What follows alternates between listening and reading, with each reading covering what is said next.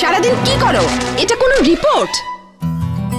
দাঁড়াও, আগে বসকে ঠান্ডা করতে হবে। নতুন বস, কফি হাউস দিয়ে কি ঠান্ডা হবে? ব্যাপারই না, বসের ফেভারিট গান আমি জানি। আচ্ছা, ওই গানটা কি যেন?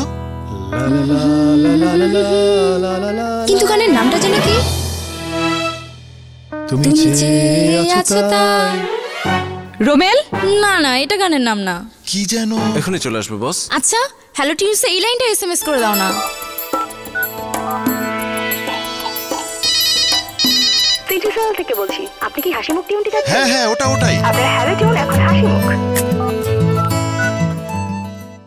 তুমি চেয়ে আছো তাই আমি পথে হেঁটে যাই।